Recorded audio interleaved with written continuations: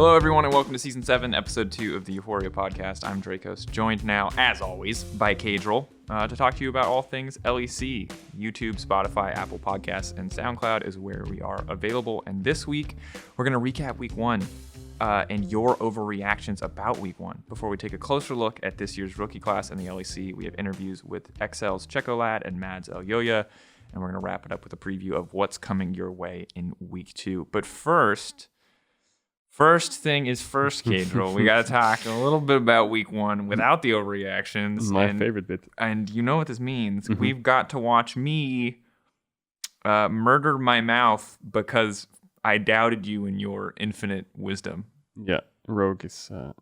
they're looking hot. Rogue are looking hot. No pun intended, but Rogue's looking hot, man's not looking hot. It's not a good look. All right, Phil, why don't we... Phil's our producer. Why don't we take a look at the video? I haven't seen this. Can't wait. Hey everybody, it's Dracos here at my home. Yeah, so we made a bet last week, Caedrel and I, on Rogue versus Fnatic. Spoiler alert, Week 1 would prove him correct and me wrong, and Fnatic got absolutely destroyed. So now I have to eat these 2x spicy challenge noodles. I don't know how hot this is going to be. My producer said it's a slow burn, so I should add Thai chilies on top. I didn't have anything nice to say back to that, so I said nothing. But I'm not going to do that because I am not that big of a masochist. But what's going to happen is I'm going to eat these noodles. And the second I start to feel the spice, I'm going to give you guys the most concise breakdown of the week that I possibly can. This is where we cut this into a noodle eating montage. I'm sorry, Rogue. Oh, I hate you so much, Caedrel. Okay, Week 1 of the LEC. A super week. It was 3 days back-to-back of thrilling, action-packed League of Legends. The big stories. Teams who dominated. G2, still probably the best team in the league, but also still sloppy as hell and really coordinated in the same games. At the same time, Rogue are also great, and I'm personally sorry for ever doubting you ever, Rogue. Rogue's still playing some slower League of Legends, maybe something to look out for as we get deeper into the season, as it could potentially be a liability as they face other top teams, but currently, it's just them and G2. Teams who were not so good. Teams who failed. First up, to the surprise of many, myself included, Chalk and No Fear had some incredibly poorly coordinated, incredibly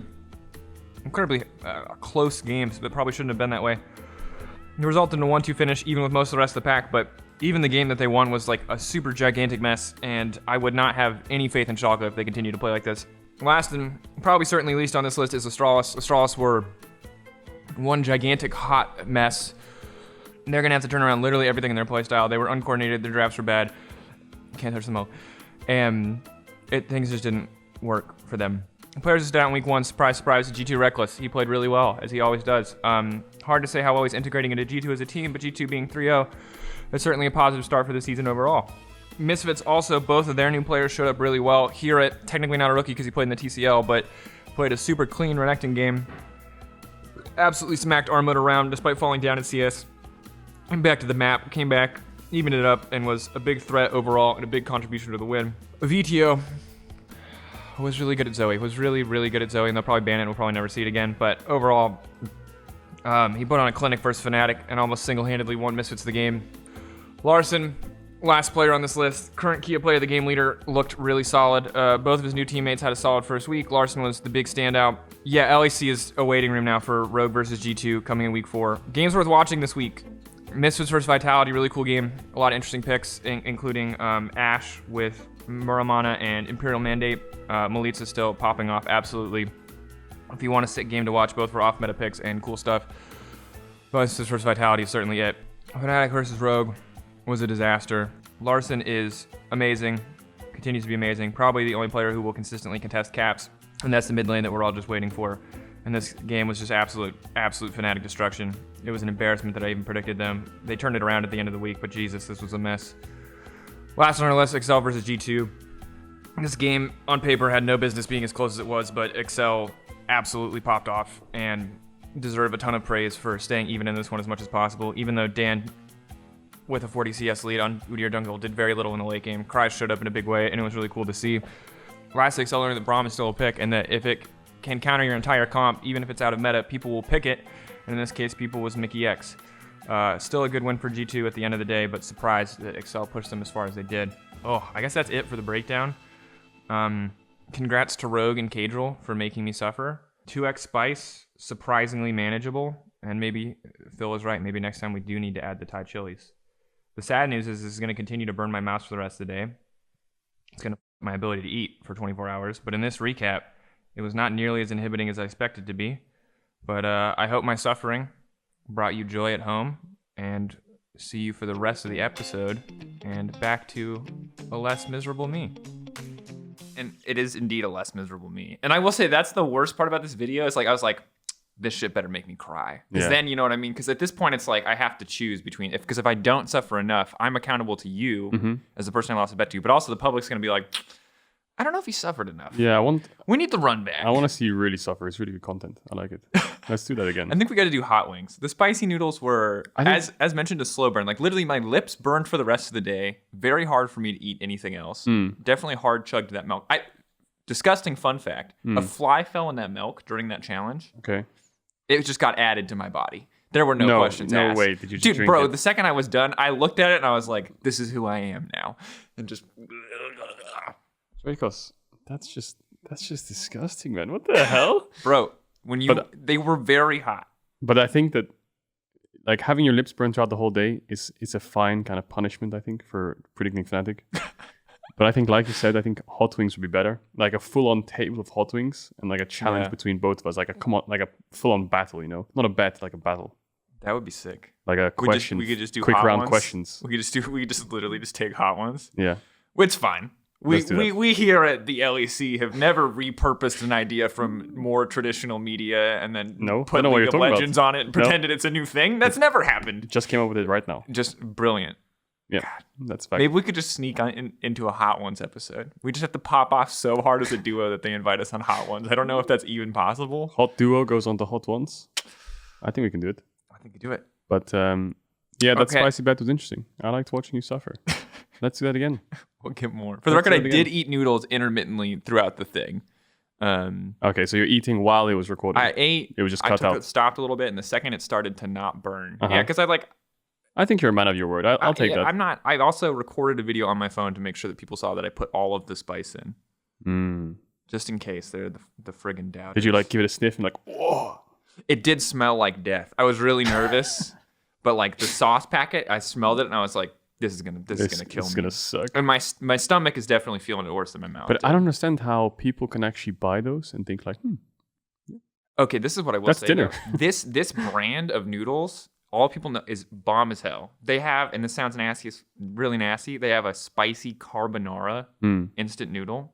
See, but it's so bomb, Katie. Yeah, I can imagine that it tastes good. I like spicy food a lot, right? I really like. I know those are the red noodles from the Korean red noodles. Those ones taste so good. But those ones I feel like it's just there's a line, and like when you cross that line, it just becomes pain rather than enjoyment. And sometimes the pain is enjoyable from the spicy food, but that just kind of ruins your day a bit, I think. Unless you're used to it, I guess. I completely agree. I think that the nice thing, I like it, is what I'll say. Not those noodles, but I generally like the things that are on that cusp of being too spicy, because it keeps that pain keeps you coming back. I think there's like a psychological thing. Is that the spiciest one in the stores? The 2X? Yeah. I'd have to imagine, maybe at some point, absolutely not. It goes way higher, says the producer. Way, way higher. So I have to imagine at some point that there was like that was the peak. But then I think once people probably started doing the noodle challenges, it's like once you do it once, it's like, it's weak shit. I need to go to the next level. Yeah, you gotta keep leveling up. It's like Goku. It's also like, it's just like normal peppers, right? Yeah. It's like the ghost pepper, the Super Saiyan 4. You ever had a ghost pepper? No. Me neither. Yeah, that's producers. Ghost pepper on the next one. That one I'm worried about, because that one's like, do we need a medic on standby? I've seen people take them on like live streams and stuff, dude. That looks brutal. I've seen whole cartons of milk be devoured in seconds. Yeah, I could do that. You could do that? I could do that. I could devour. I thought you meant you could do the pepper. No, God, no. I could eat a pepper and then not live with the consequences. That's about as far as I could get. All right, Caedrel, to just kind of wrap this up. Obviously, you had these this Giga 5 head. I heard about Scrims and Rogue, a really good prediction for them in week 1, that they're S tier. Yeah. Is there anything Just really quick, TLDR, do you feel like the rest of your tier list was spot on? What do you feel like you got right? What do you feel like you got wrong before we start talking about people's overreactions? See, I think from A upwards, tier lists are kind of easy to make because you can just look at last split. But I think loads of teams remade, so I had to make a lot of blind guesses. Oh, for sure. I had to kind of blind guess that Schalke would keep the Miracle Run alive. I gave a blind guess on Astralis, and obviously D tier Vitality XL. Maybe I was a little harsh, but I think that being really critical and giving them a chance to show up. So if your opinion looks really low on them, they do average, then obviously they look good. So I think that looking at the standings right now, perhaps I made 2 mistakes. I think Schalke is looking pretty bad. I would have dropped them down a tier or 2. And I think Astralis looks like they need to drop down a tier or 2. Although 7 teams are tied 1-2, I think, right? Yeah, I think that. So I know that's a good point, but I think the scorelines are misleading. Yeah, because some people had a really hard weekend, whereas others didn't really have a hard weekend. Like XL, they played against Mad Lions and G2, I believe, right? Yep. So they've had a pretty hard kind of opening week. But yeah, other teams had easier weekends. So yeah, I mean, obviously everyone's tied. It's 7 people, like 1-2. But yeah, I think Schalke and Astralis need to be dropped down a bit. And then perhaps Misfits needs to go up a little bit. Misfits might need to go up. They are at 2-1. But again, I think scoreline, folks, if you haven't watched scoreline, not necessarily the greatest indicator of success because there are so many people tied. That said, Misfits did have a pretty good week. And I guess for Rogue and G2, the scoreline does pretty accurately reflect how good that they were on stage. They're both 3-0. I would argue Rogue's games looked cleaner. Yeah, but also slower. Yeah. I mean, I think they like.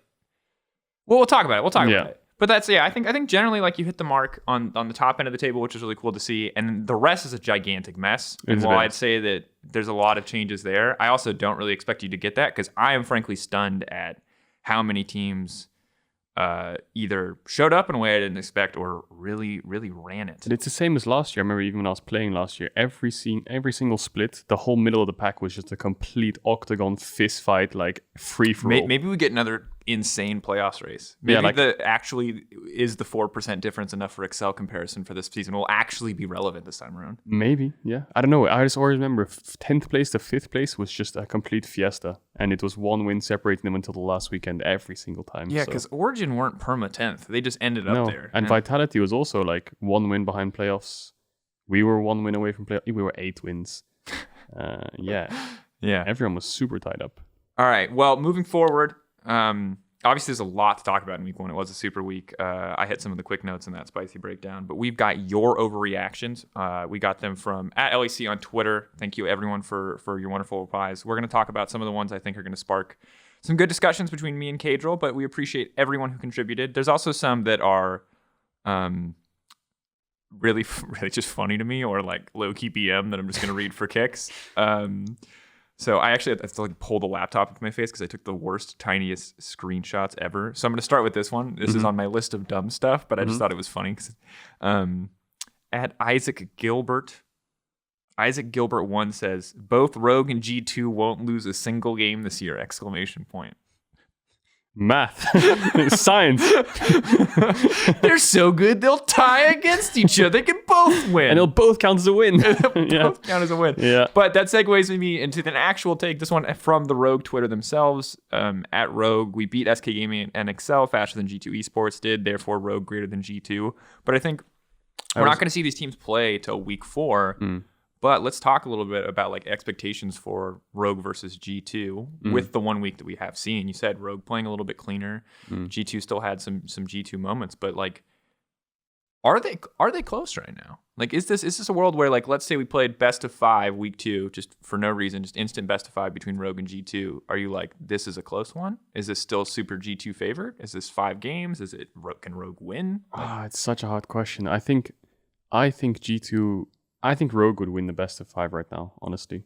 Rogue just look fundamentally like super clean. And sometimes when you come out of the gate in spring, most of the teams look like they've got no idea what they're doing, or the late game's trash, or the draft's meta is just off, bad meta read. But I think that for me, Rogue's meta read is incredible. And if you just look at the way they're playing the games, like they can win against you with winning lanes, team fights, globals, picks, anything they want, they can just pick it and play it. So I think the good thing about Rogue is they're super flexible, so it's in a way similar to G2 in terms of champion pools. But I just think that the way they play the game is super clean, and you saw some of G2's games were kind of sloppy against XL. they did almost, well, I won't say they almost lost, but they struggled a little Well, bit. and I think the thing that was really cool about the XL game was they were really pushed to the limit. Like when we look at that Caps play on the bottom lane where he like barely makes it out and the 2v1 is a Kali. I think any other player dies there. Yeah, 100%. Maybe not Larson is the other player that you'd give the benefit of the doubt to. And like if he dies there, they lose bot inhib. And I think they probably had to trade it for Baron. Maybe the rest of Excel can contest, but like that's a very different game if Caps doesn't like friggin' MacGyver. By the way, if you haven't watched this game, I know it's Excel versus G2, so you're like, oh, Resident Sleeper, great game. Yeah, but the thing is, Caps did die in the end, so he didn't get the Baron buff. Patrick did run down and kill him eventually. But that's true. Yeah, they could have got maybe an inhib.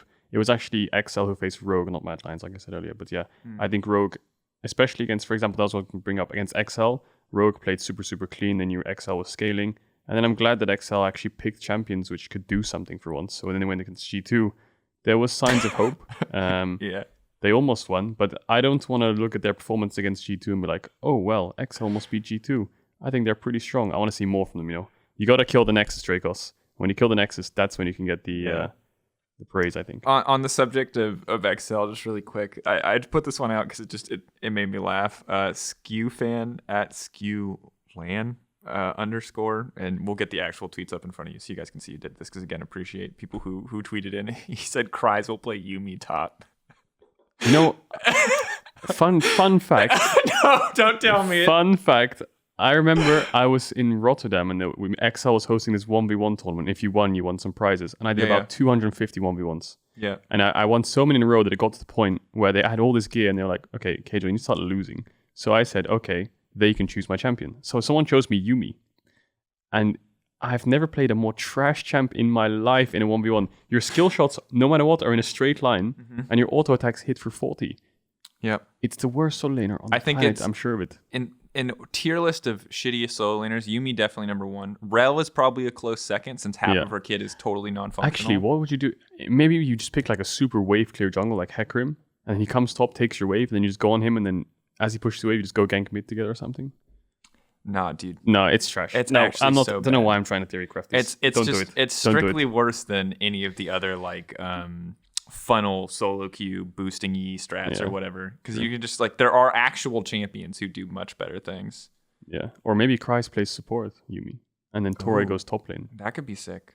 Yeah. Anyway, memes aside, glad that Kreis played a real champion this weekend. Rogue versus G2. Rogue looking cleaner. I think credit to G2. It's hard to know how good G2 are until they're pushed to the limit. Until they're pushed to the limit, or and really the second best of fives turn on. I'm just like generally assume we're going to see the best version of G2 because it feels like you could argue. I mean, my argument is Rogue look cleaner right now, right? Yeah. But then you got Wunder who's like picking Ivern because he wants to test it, and even in his interview with Laura, I remember he said, "Yeah, well, we're just playing champs to test things. May as well. It's a stage game. Just go for it. It's spring split anyway, so may as well." So G2 doesn't look like they're taking it super seriously. Yeah, I think so you can tell kind of in their play, you know. When we think about it, like the Akali Aurelia, as cool as it was, like you heard Grabs in the post-game interview say, like, hey, if we wanted to win this Excel game super cleanly, like we could have drafted something tanky in the top lane like Gragas and had a much easier time. And I think that is very true, even despite Wonder's really solid Aurelia performance that game. So I think it's tough. All I'll say is, I said it in the Spicy Bit video, I'll say it again, this is the Rogue versus G2 waiting room. We also get Fnatic versus G2 in week 3. We'll see if that one's like gonna slap or if it's just for the Resident Sleeper. Just for the nostalgia, you know, the rivalry game. Resident Sleeper Rogue versus G2 waiting room. That's the one. But I have to agree. I don't know. I think it's so hard to rate G2 in early spring split because they just make too much fun of everyone. Yeah, and sometimes themselves a bit, but it's fun to watch. They're the only team I think in the history of the league. It's hard for me to remember all the things that have been said about Fnatic over the years, but like that have won so consistently for so long, where they basically just have just an unimaginable amount of clout. Like you just never doubt G2. Like G2 could objectively run it for 5 weeks and we'd still believe that they would show up in playoffs. Yeah, I think they're mentally drilled in everyone's head that no matter who they face, they have a mental advantage just because you think like, they last year they picked like Soraka top against me and murdered me, so he's on a real champ now. Is the Garen real? Is it not? Are they trolling on Twitter? Like no one knows at this point. It's like, okay, is the Twitter poll for should they play Ivern top like actually a meme, or have they actually been practicing Ivern top? And the fact that Wunder's just tweeting Ivern quotes before his game, like a competitive game. Think of all the other players who are like coming into these competitive games, ready, try-harding, getting in the mood, doing everything they can, and Wunder's just sitting there like tweeting about what he's going to play. Imagine you leave solo queue, and just getting absolutely griefed as you do in EU West. You go into like the ERLs, you play in these really serious competitive leagues, and you finally make it to the LEC. And then it comes full circle because the best team in the league is full of like the same kind of grief you're getting in solo queue. They're Your playing debut against Ivern them. top. Yeah, like what? Your first day at LEC, You're like, I'm ready. I can't wait to play against Wonder, one of the best top laners, if not the best top laner in Europe. And then he's just standing here, my bean The Greenfather. Oh, listen to the wisdom of mushrooms. Like, God, the Ivern quotes are so bizarre. I love it. I love it so much. And this is not the first time Wonder does this. He always sometimes tweets about it. I love it. Yeah. And the thing also is that just spring forever and ever will, in our current format at least, will always just be a more relaxed split in terms of stakes. Yeah, it's a ramp up. Yeah, and I don't mind that, but I do think that's something to take with a grain of salt. Oh man, I can click on the pictures so they grow. I don't have to like hold the laptop into my face like an old man. All right, next one. This one is from Margot Bruised at Margot Bruised. I'm sorry if I mispronounced that. Reckless was the stability and voice of calm that kept Fnatic together. Now they're just running wild with no direction. And then that kind of like slanty, sad face with like the sideways lips. Not sure if they'll find that with Niski or Upset. What do you think about that?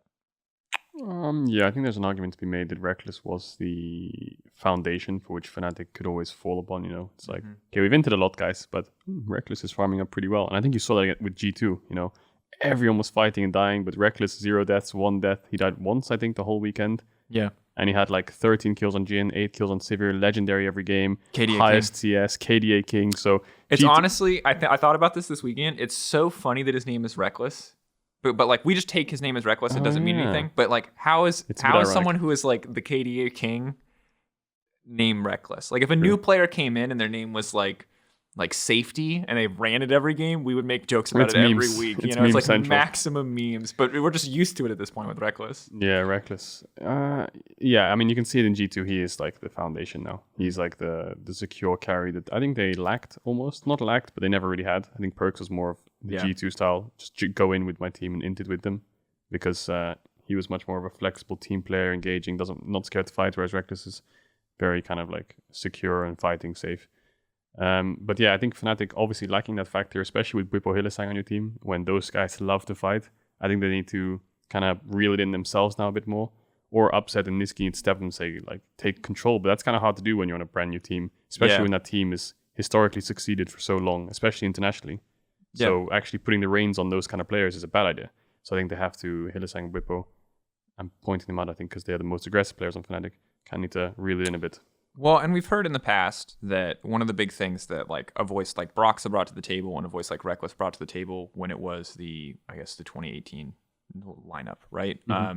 Was they were the voice of reason, and it was like, oh my God, Whipple called it the Goon Squad. You know, like they, you know, him, Caps and Hylissang were like the Goon Squad. You know, they were just roaming the map, fighting everyone, just like. And he's like, and you know, sometimes it's like Reckless and Brox's job to like bring us back on the leash. You know what I mean? And so I think that there is definitely going to be that balancing act of like figuring out if this is a role that Upset can fill, or if this is like still how they want to play the game, where they have these really aggressive voices, but.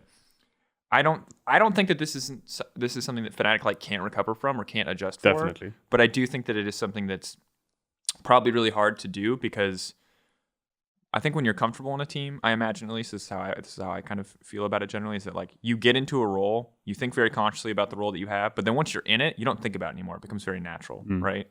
And I imagine that for Bwipo and Hylissang, if they're very naturally very comfortable with being these big aggressive callers and these risk takers, that like shifting away from that will take a lot of conscious effort, because unconsciously you will just shift back into that if you're not very deliberate about making that decision. And I think what the public has to realize is these players are professionals and they will do anything they can to win, right? They're not one-dimensional people. It's not so much looking on paper and saying, well, Reckless was the person who pulls them back. They've lost that factor. Now they're going to be a bad team.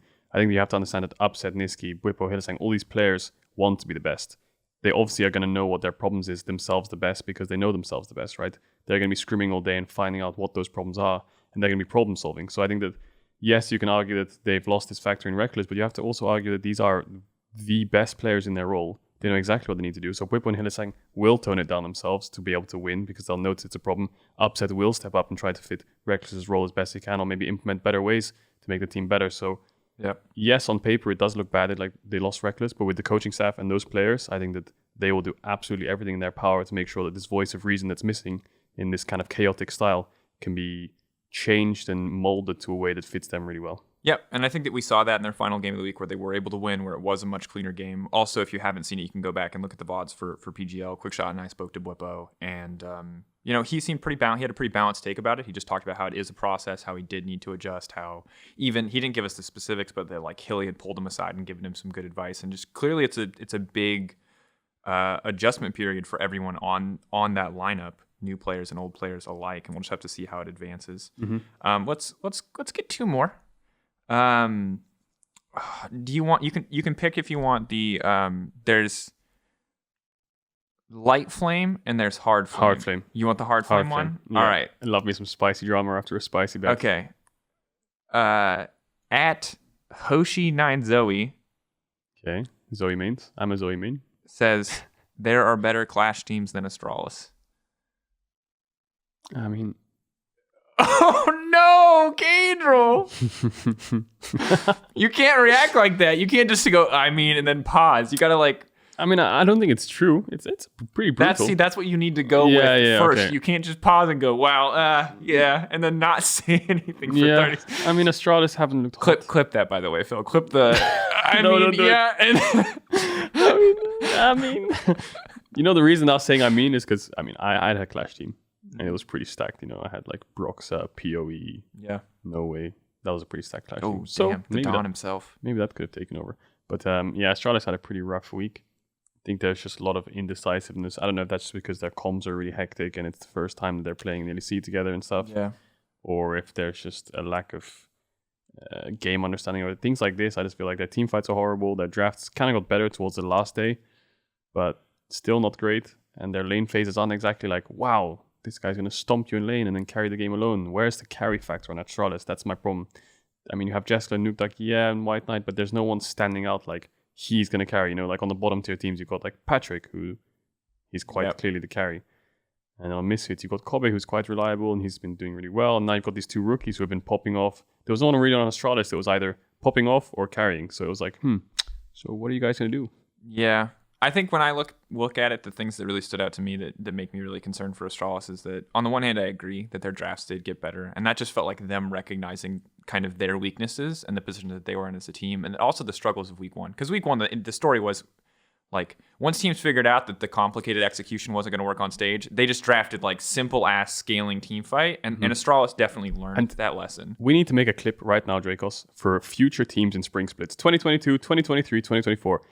If you lose the first game or you're losing scrims and you think, yeah, we're probably going to suck on stage because we haven't figured out the game yet, just pick a team fight comp and scale. Yeah. Don't try to pick early game, playmaking, 1-3-1, split push. Just stop juggling and overcomplicating things. Just clip it right now. Spring split, play a team fight comp that scales, job done, you'll win in the first couple weeks. It's crazy to me how people's team coordination can be in the dumpster, but then their ego's like up here. Yeah. It's like, throw your ego in the dumpster too, suck it up and play Sejuani. You know what I mean? Just pick Oren, pick Kaisa, pick Orianna, chill in your lanes, go even, and then full 2-3k down, you'll win for sure because enemy team is sweating. Oh guys, we need to split push this way, that way. Oh my god, where are we going? Our Nidalee's not ahead. We didn't get our Renekton combo. We didn't land a stun in lane, and now Renekton's slowly losing to this Oren. And from my experience in scrims, you pick Nidalee, you get a level up. Oh, the game's snowballing. You got all the dragons. Enemy team just keeps fighting into you and losing. You're on stage. Oh, guys, hug me, hold me. I'm under my tower. And it's week one. People are nervous. First team, nerves, all these things, the spotlight. Oh, but wait, guys, I'm playing Orianna. I'm scaling. They win the game. Yeah.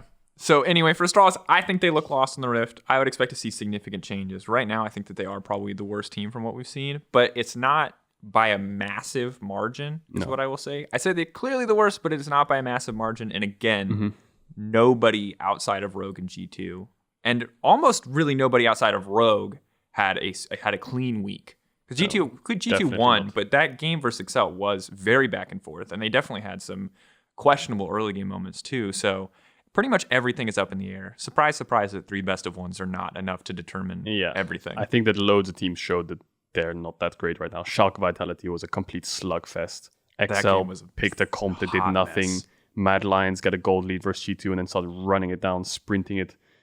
So that said, very fun to watch. It was fun to watch, yeah. So yeah, you can say Astralis looked pretty bad, but I think every team spring split week 1 is going to look pretty bad, apart from obviously Rogue and G2 look pretty good. Yeah.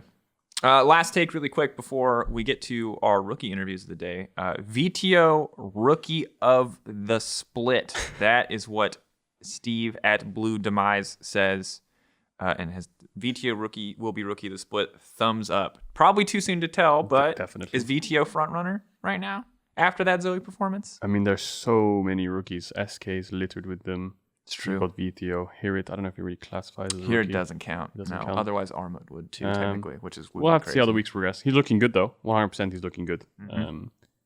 I will say I didn't expect that. Just looking at overall EU Masters and the national performances from last year. Yes, he won in spring, but towards summer they kind of looked a bit shaky.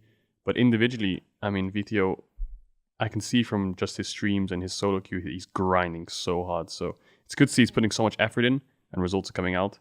It was quite flashy. I want to see how he's like more against a really strong team, for example, like G2 or the likes of Rogue. How is he going to stack up against them? But he's looking really, really strong for a middle of the pack team right now.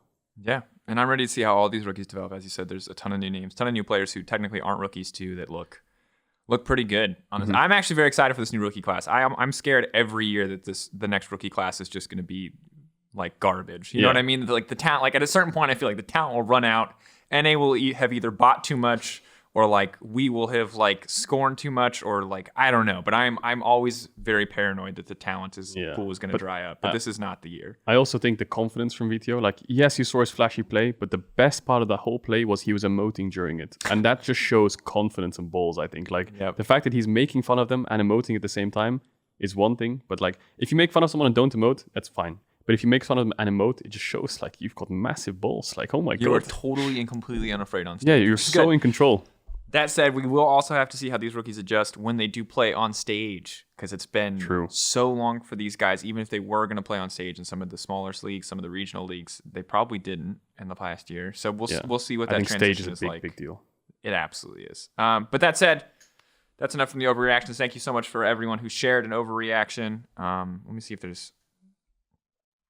here's my last and favorite one. At Orexin says Caedrel will have 100% prediction rate in and outside of draft, which is already wrong because he told me Misfits were going to lose that game where they picked Vayne. So boom. Did I say that? You did. You tied it. Not on air, so maybe you could so say it doesn't I'm count. a dirty liar. No, cut that out. Oh my god! Hey, all right, stop the count. Stop the count. Hey, okay, fine. Cut it. Let's go talk to our boy Czekolad. All right. It is my distinct and total pleasure to be joined by the brand new mid laner for Excel, the lad, Czekolad himself, master of Syndra, sufferer of mini ganks. 4-man ganks. 4-man ganks in the mid lane. Non-stop. Everything focused on the new star player for Excel. Every wave. Every wave. They're living under his tower. He never gets a break. Where's his Udyr jungle? Never coming to help him. Nobody knows. I'm just going to call him out like that? Yeah, just Dan's not here. Easy target. Anyway. Udyr was farming golems, guys. He was aiming for late game. And the enemy jungle was just always mid. that tank Udyr jungle really outscaling everybody. Yeah, he was super good. Anyway, subtle flame. Well, not so subtle flame. It was quite obvious. Quite obvious. Talk to me about the first week, Czekolad. How did you feel about your performance individually? How did it feel to be playing in the LEC? Did it feel special? Did it feel kind of just like another day? I imagine it's pretty odd playing from your gaming house on a show day. So in the first game, I was kind of stressed. I was so scared to like fight on lane, I think. And I was just like dropping prio and not really fighting for it. After the game, I talked with Kreis when we were walking to home, and he said he had the same feeling. But on our Schalke game, like we just decided to fight to death, kinda. I was like playing really cocky on mid lane. I think people don't like to gank mid lane right now. I expect G2, I guess. So I think like after like first game, I was feeling okay in the game. Yeah, I think G2 special is always 5-man mid, non-stop every wave as much as possible, and I think Czekolad got that treatment. The only question I'd have for you, Czekolad, is when I was in Excel, there was a lot of focus on out-of-game stuff, good sleep, good nutrition, good these things, and Fabian was a really driving force behind that. And I think for me, that helped me a lot as a player, Is this something new to you? Have you had this on other teams, or are you enjoying this whole process outside of the game to help you inside of the game? I enjoy it because in Agorok we had similar thing, I would say, and we didn't have that much preparation before the match. Like with Simon, like we meditate, we do exercises before the match. And Simon, I think it's okay, but when we did meditation in the first game, we lost after. But in Schalke game, we didn't meditate and we won. So it's like a jinxing factor. Yeah, but with meditation, we have 0% win rate. So yeah, meditation. Not meditate. Yeah, I remember in Excel they do like this meditation process before the game starts to try and calm the nerves. 30 minutes before the game starts. Yeah, it was up and down for us. It worked for some players, didn't work for others. I think it all depends on who you are as a person, really. It's so funny because as casters, we do the exact opposite thing. Like 30 minutes before the game, we're like hard chugging caffeine and listening to like the hardest Russian hard bass we can find it's true. to get going. It's literally the exact opposite. That's so funny. So coming into this team, I think when we look at Excel Czekolad, when we look at last year especially, people were like, this is the team that like Patrick is the carry. This is the team that's going to play around Patrick. And I want to know, with you joining the team, is that something that you're very aware of? And how do you see yourself in this team? Are you going to be the guy that like plays Galio, that plays the the prio mid? Okay, so are you? Then I guess my question is, are you the kind of player that wants Galio, to be the carry? I respect hating Galio. I just like to play control mages. I don't really play like supportive champs. I think. I mean, TF is hyper carry right now. I feel like so. I don't count him as like a support champ.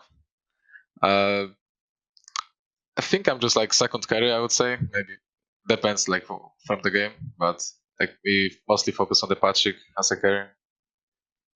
I just have to be like the discipline guy to not int, and like deal damage in team fights. Yeah, so you're calling it back in the fights, making sure Patrick can scale, and then you're scaling with him, and then hopefully the game's in an even state. Because I think that having control mage and a super good hyper carry is a really good dynamic, especially because I think if you look at week 1 especially, loads of people are trying things. Even you guys tried the Iron Top. Loads of people are trying the Iron Top. G2 was trying it. People are trying these global comps with TF Pantheon. There's team fight comps. How do you see the meta right now after week 1? Do you think it's more of like a team fight comp? Is it just people trying to figure it out still? Or do you think it's just comfort in general? Honestly, I think it's comfort, but right now, like TF seems so broken, and I think he actually kind of first pick.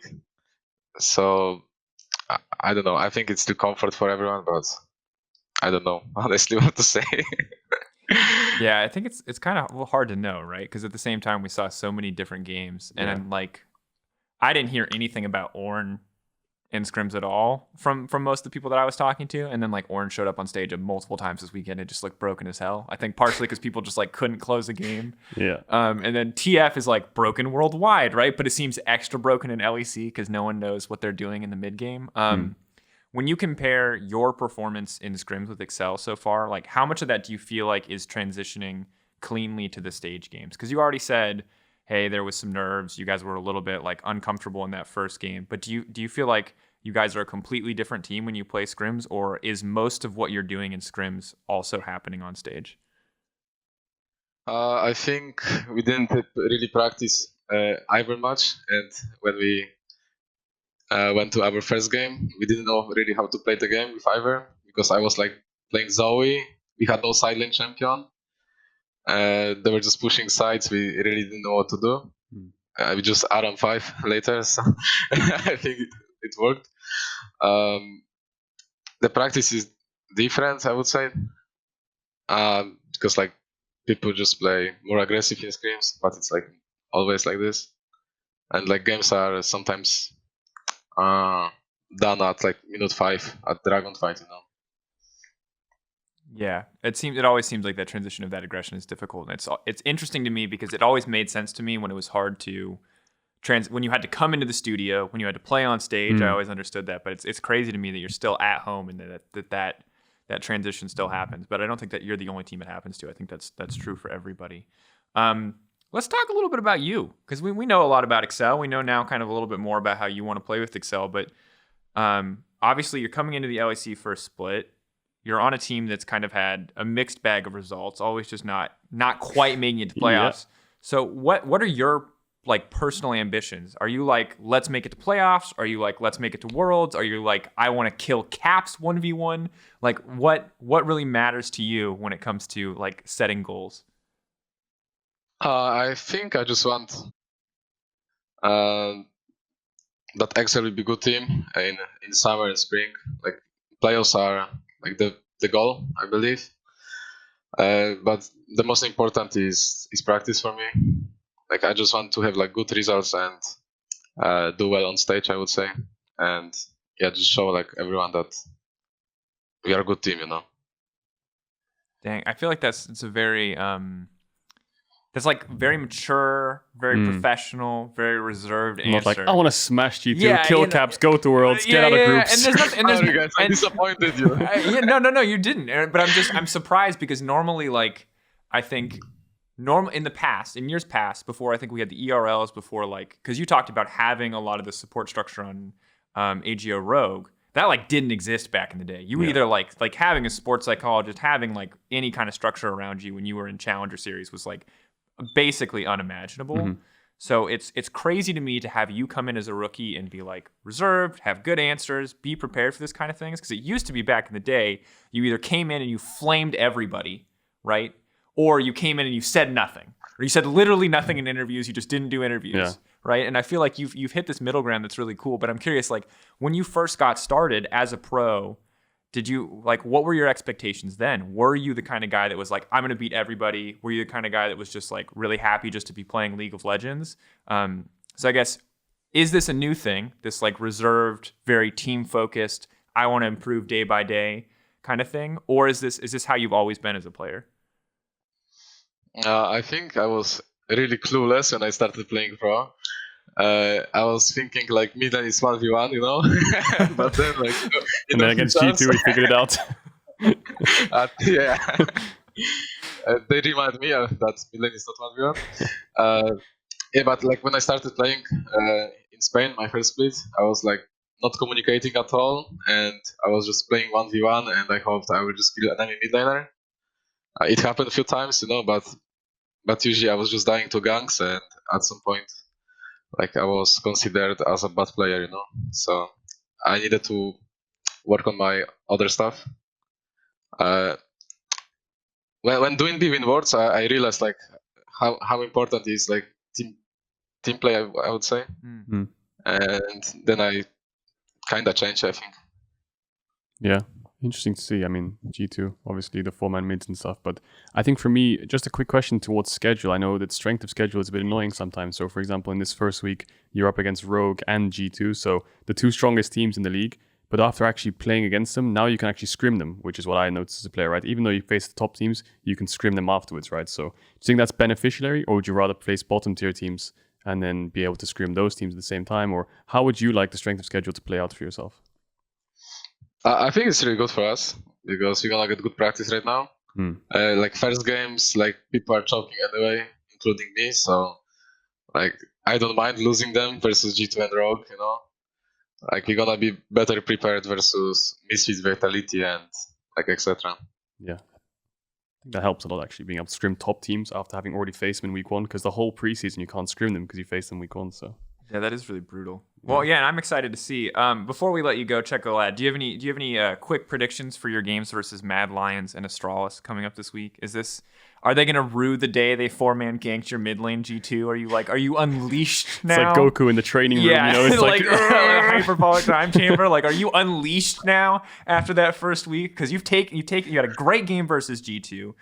Excel did as a team. Obviously, you were kind of the beneficiary of a lot of jungle attention, so a little bit rougher. But is this now where we finally get to see you like lay the smack down? But I think if I don't die to like these ganks, I mean, if I respect like Graves top side in minute 4, I think, and I don't lose my flash, like this game was actually free. Like we had really good team comp, you know. We had Drakes, and they like had to face check us on Dragon. But like we just choke, you know. Like I choked, like I could respect, because when I died, like when they 4-man me, like my wave was good, you know. Like I didn't need to walk up, but but I just wanted this canon.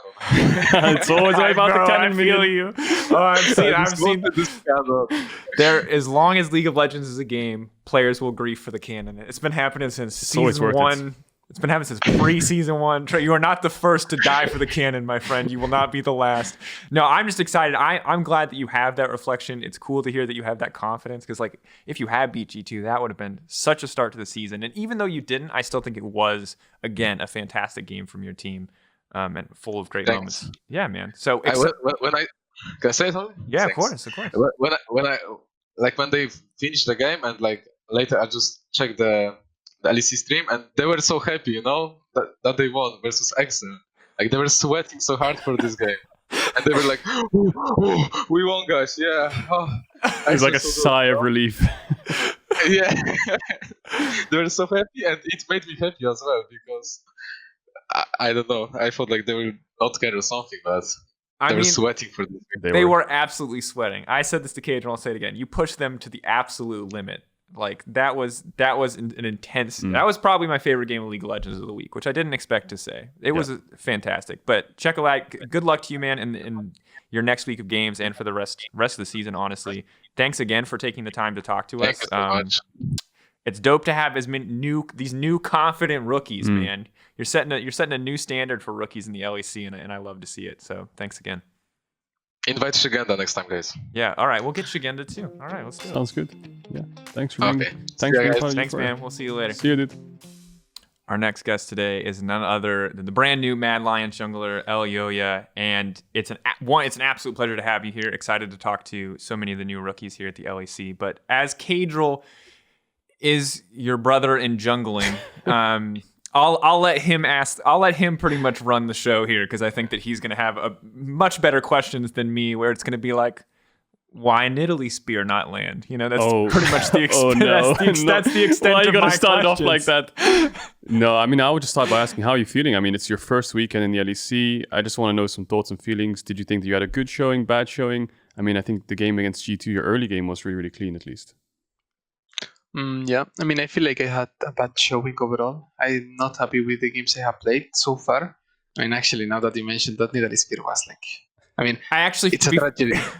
I forgot it's that a you had a thing. meme spear. I wasn't trying to flame you. I was just trying to pick something. The rest of the game was good that though. was simple. That was my No, bad. but actually, no, it was like, I mean, you can't miss a spear on a stun target. And like, I mean, it's weird because I feel like on the first game against G2, it's the game I was the least nervous, and then the rest were like, I was a bit shaky. Okay, and those nerves coming into it, was that because of just the LEC, the pressure? Was it the practice? Was it the champions you were put on? Or what was the combination of nerves there? I think on the second game, it was the champion I was put on. Like, I'm really comfortable playing Nidalee, but not on the stage. Like, on stage, it was different. I kind of just choked a bit. No, I think your showing was good. And although the spear did miss, I think the rest of the game was absolutely fine. And I think that it was 3 different champions you played throughout the whole weekend. Do you think that the jungle meta is, you can kind of pick and choose? Is it more based on what solo laners you have, or is it based on the jungle being OP? Because we saw so many games, like you had a stronger, not you in particular, but in general, people had stronger junglers, but then the enemy team had more priority lanes. So it was really like kind of useless to have a stronger jungler when the enemy team has more priority lanes. You couldn't really abuse it. Yeah, I kind of think it comes down more to primary lanes. Like, I think the jungle pick right now is something to pair up with. That, like, imagine you get a good 2v2 on the mid lane, on the mid jungle, you get a good combo like Talia Renekton. I think that it's more about pairing it up with some other champions that work like really well, not that only your champ. Yeah, and it's it has been interesting to see it develop too, especially as teams I think have figured out that just like simpler combos, simpler options are what's better.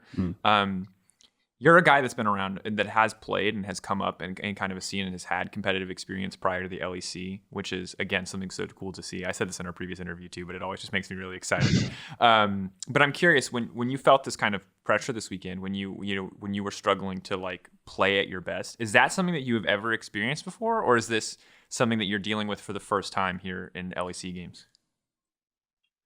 No, it's something I have experienced before, and it's like kind of like to being scared of like missing and just failing like big time, for example. And it's something that in the past I have just overcome by being like really confident on myself. But here it's like it's a bit harder because I'm like on the next level that I was like, for example, like last year. So I think that I just need like some time to get comfortable in the league and just have some confidence until I can show like what I'm really capable of. Do you feel like a portion of that pressure comes from the fact that Mad Lions, obviously they had a really good summer split. They finished second place. Yes, they bombed out at Worlds, but Shadow, I think in the regular split played pretty good. Are you trying to, when you join this team, are you trying to fill Shadow's role, or are you trying to bring something new to the team, try and bring your own experience, try and bring this new sort of hard carry jungle style that you've been showing? I mean, I always try to bring like a new style. Like I just have like my own style, which is like, I mean, yeah, in this case, it's playing like carry jungler. So I'm not trying to like fill any shoes or something. I'm just trying to like even be better if possible. Like I'm just trying to, yeah. I think, and thank you for your honesty, kind of just speaking about that pressure, because I think definitely. pros will talk about struggling to perform, but rarely will they like actually say the words, "I am scared of like screwing it up," and I think that's a big thing to like admit out loud. I think accepting it is like the best thing, right? If you know that you're nervous and you accept it, you're like, you can play better, I think, and grow. Yeah, you can get past it instead of it being this like scary thing that you're not sure about. But I mean, it definitely makes sense, right? And like that's something that I'm glad I have you here for, Caedrel, because I have no idea. Like there's pressure on the cast most certainly, but the worst thing that happens is like I get a bad Reddit thread, but I got to keep my job. No one's like, there's not a line of casters behind me like ready to be the next, play-by-play caster to take my spot. I feel like your role and your job is just so much more competitive and so much more high stakes. So it's always interesting to kind of hear about that pressure. How has the Mad Lions experience been for you so far on the main roster? Kind of like, what are the big differences that you've noticed between your experience in the ERLs and now playing on the LEC? Is there a big notable difference in like team environment and how things are structured? I think so. Yeah, I think that there is like really big difference in terms of how serious like things are here. Like I could, for example, last year have a happy game in scrims and nothing would happen. But here, like if you have like a game that you're like just like not paying as much attention, like it's a big deal because you're wasting like 4 people time that like are really here to win. It makes you like feel actually really bad. So I think that it's like way more serious and the environment and everything is just more competitive, I would say. But do you think that pushes you to become even better version of yourself? Because like if the environment's relaxed, it's ERLs, maybe in the ERL scrims you have a bad game or a bad set, doesn't matter too much, and then this pressure put on you in scrims to perform, and people like you said, 4 people around you who really, really want to win. Does that motivate you to be like, okay, I really want to win too now? Actually, do you feed off of those people? Not me in particular, because like I have always had like enough motivation. Like I mean, my goals are really clear, and it's I just want to be the best jungler in EU. So I don't need like that kind like more motivation. But I mean, it for sure helps. And those goals about being the best jungler in EU, where do your goals set in terms of the global picture? Do you want to make playoffs? Do you want to finish top 4? Do you want to make it to Worlds? Do you want to just win the next game on stage? Where do you see your goals lying right now? My goals are right now just making it to Worlds. It's like my next big step I kind of want to take. Yeah, and I think that lines up with Mad Lions, who obviously, had a poor showing at last Worlds, and I know a lot of those players, all of those players, would love to turn it around and show more. Except for Armo, who technically had a good showing at Worlds, but at the price of Mad Lions, which is obviously very interesting. So, whoops on that one. But I think it's cool when you talk. I mean, I think I like that you have this that you have basically a team goal in the sense of making it to Worlds and a personal goal in being the best jungler. So when you look at the best junglers in Europe, what is it where do you feel like you still need to improve? Where do you feel like you still need to learn and get better compared to, I don't know, whoever you think number 1 is right now, be it self-made, inspired, Ghosts? Yeah. I mean, if I'm honest, I still feel like in EU junglers we still need to learn a lot. Like I compare like any EU jungler to, for example, like just Canyon, and I just feel like there is like way too much of a difference. So I think that we have to improve in pretty much everything, like every aspect of the game. Jungle diff. And going back to Dracos's point, yeah, who would you say are the best junglers you face in scrims personally? I'm just curious. Probably I would say it's inspired Jankos. And yeah, I think those are like the 2 best at the moment. Yeah, and stacks up. It does stack up. The Polish Trinity, as long as 2 of those names are of the Polish Trinity of inspired, self-made and Yankos, I think we're generally pretty good. One kind of talking about international junglers, because I think that you're right, and I think that it's something that a lot of people notice, because in Europe for the longest time last year, even into playoffs, we were like, tank junglers are the way, Hex Flash set, when like all of LCK and LPL was playing like Nidalee Renekton every single game. Nidalee Graves. Yeah, like we were so far behind of the curve. But I do want to know, like, when you look at a guy like Canyon and you go, okay, he's literally better than us at everything. How do you break that down so that you can actually like take that information in and learn from it and improve? Like, what is your actual process then for getting better, for learning how to jungle better? Because if I just go, I want to be Jimi Hendrix, and I watch a Jimi, I can't like just pick up a guitar and like play a Jimi Hendrix thing slowly over and over again to eventually beat. Like that's not how it's going to work for me. So like, how do you actually learn and get better and get closer to being a player on the level of Canyon?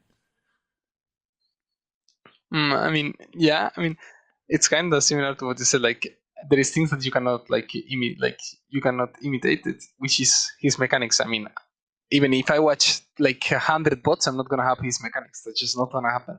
So, I mean, for me, it's like I watch his like the way he thinks. He plays around the map, and I kind of try to think what I would do if I was in his situation, and just like watching him and other like really good junglers. I think that's the way to go, the way to learn. Like trying to pick up like good stuff from everyone, and then like obviously adapting them to your playstyle and having your own instinct. I think that's kind of the key to actually like even be better than them. Yeah, and I think when it comes to learning from people who are like so clearly better, clearly more successful, like Canyon's a really easy example, right? Because he's won so well. Mid laners can learn from Rookie. It's a clear example because he's just insanely good. No one's arguing that, right? Like people look up to Michael Jordan. It's easy, but like let's talk about the other end of the spectrum, which is like when you're losing games to junglers in Europe.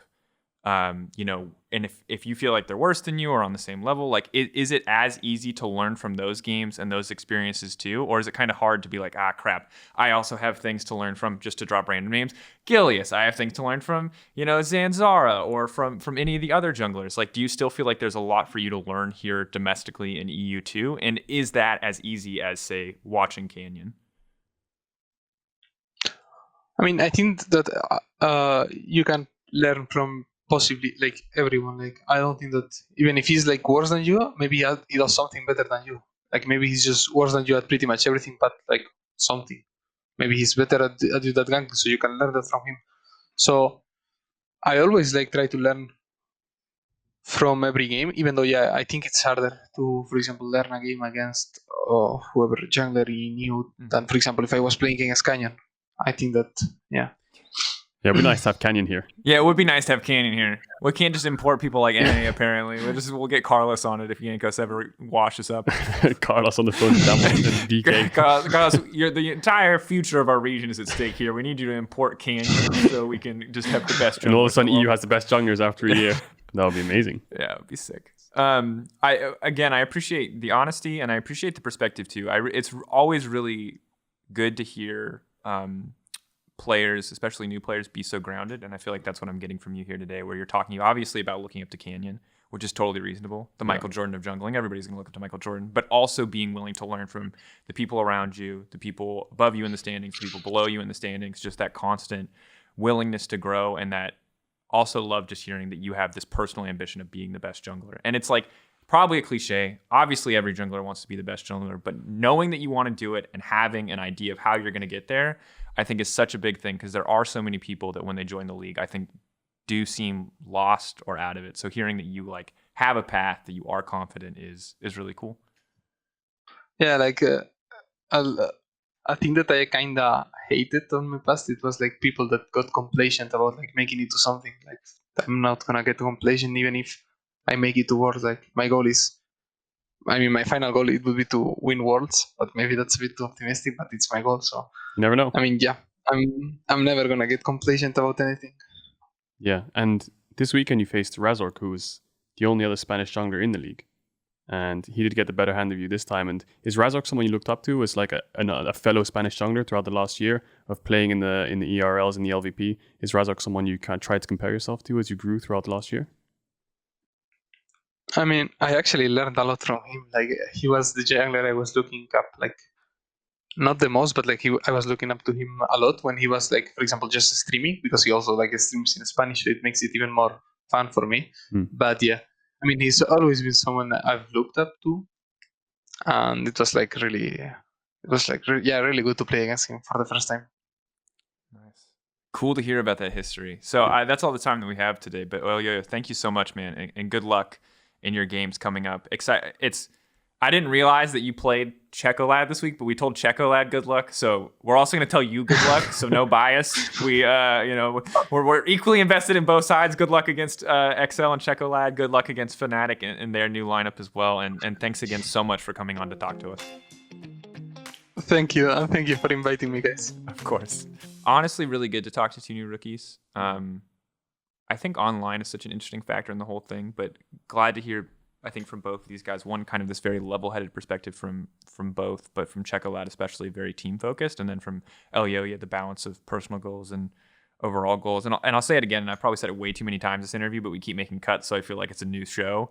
But I'm really excited about this year's rookie class. I think that there's so many promising players, and while we certainly had a lot of good players last year as well, I'm ready to see, like, the league progressively over these last 2 years has been changing more and more faces, and it really finally feels like the previous era of League of Legends greats, the Soazes, I would say the Cabochard left, right? Like Odoamne is now in Schalke, so he's still around. But there's a lot of these names and faces that we got so used to seeing that are gone. And so to see new players who are ambitious, who are hungry, who are integrating well into their teams, even if it's just 1 week into spring, is super cool. Yeah, Europe's always kind of been hovering on these Titan players, throughout 2015, 2017. I think it was really these pillars of like Reckless, Forbidden, Huni, Reignover, all these people kind of held it together. With Perks is gone as well, Sven, Mithy, all these things, Oh yeah, it's crazy. But now I think the last 2 years it's just been like the Europe talent factory. Yeah. Mad Lions, Rogue, just throwing out these good players that just kept having success, going to Worlds, keeping Europe alive. And I think that now Rogue's going into that phase where it's like, now we're the Titans of Europe, and then these rookies, Veske, are coming in trying to chase behind. Unless Steve is watching this show, in which case Larson is dog. Steve, he's the worst player ever. The worst. He's so bad. Yeah, Inspired, don't pick him up. Oh no, it's so they're not good, brother. Yeah. They're terrible in the something. Yeah, bad attitudes. Please don't take them. they fart a lot. I don't know. Like, please, Steve, don't take them. All of that was made up for the record. Those guys are Alfari as well. Completely great. He took Alfari. The Welsh legend. That was our only Welsh player. You can't just take our only Welsh player. It was just me and Alfari, the only British players. I know. Now I guess Dan's there now. Dan's there. They won for one. Dan has to stay. Yeah, the UK org has to have one. The UK's always had one player in the league, I think. Yeah, to stay Maxlor, like you. Kasing. Yeah, Kasing. There were a couple for a while. Yeah. Well, Alfari's doing well, so we're happy for him. We're not going to be salty about popping it. Off.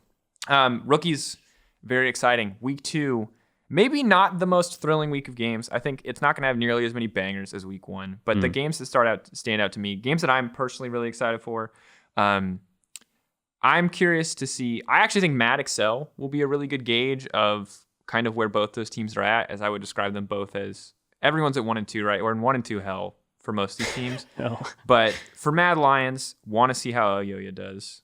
Like I've kind of built this matchup in my head, because these are like, now that we've talked, these are my boys. I want to see Czekolad. I want to see Elyoya. Like, let's see him go toe to toe. Like, does Czekolad get infinitely ganked by Elyoya? And then he kills him on the gank 1v2. Plot twist. We're just we'll call Evan. We got to get this in the script script for next week. No, when it happens, we've got the clip, so it's fine. There you go. Other than that, honestly, it's like, because the league is so messy, none of the Rogue or G2 games are super thrilling unless you're like a big fan of the team they're playing against. And you're like, I want to see how my team stacks up. Yeah. There's a Mad Fnatic game, right? There is. That's the last game of the sounds pretty week. stacked. Mad Fnatic is pretty That's pretty really dope. interesting, because I think Mad Fnatic are on like the same wavelength right now of strength in a way. Yeah. So whichever one comes out on top there, you can see like a clear third place team in a way. Yeah, I also want to see more from Armut, because he had that pretty rough game against Heret, and I know that was pretty standard. That in the TCL he also had a struggle there, but I want to see more about how he stacks up against these top laners, because that's the big question, right? Is because he's not here to be middle of the pack. When they got rid of Rome as this week's side top laner, they were mad, at least to me from the outside, really were looking for a player that could contest the Wonders and the Bwippos. Trying to get a title. Yeah. I think that's the important thing. I mean, they finished second in summer, right? But yeah, I mean, Misfits is someone, they're third place right now.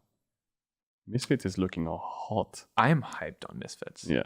I don't want to jump on the train yet, but I was speaking to Deficio a lot. I'm kind of on the train a little bit. Deficio, the thing about him being a caster, though, is he's so good at convincing you of things. That's true. He's so good at getting you yeah, bought he's in my head. He's absolutely, the Deficio propaganda machine is in full swing. That said, I really thought Hirit and VTO looked very good. Obviously, Kabi's Vayne game was a mishmash. You know, on the one hand, he had the most degenerate level 1 int I've ever seen in competitive play. Like, he literally just queued forward to harass, I guess, without a support in his area. And on the other hand, he absolutely smashed almost the entire rest of that game. So it was a good pick. Yeah, excited to see. Week 2 coming at you Friday, Saturday, as always, same time. Thanks again to both Czekolad and Elyoya for coming on to talk to us this week. And we'll see you guys next week for episode 3 of season 7 of the EUphoria podcast. See ya.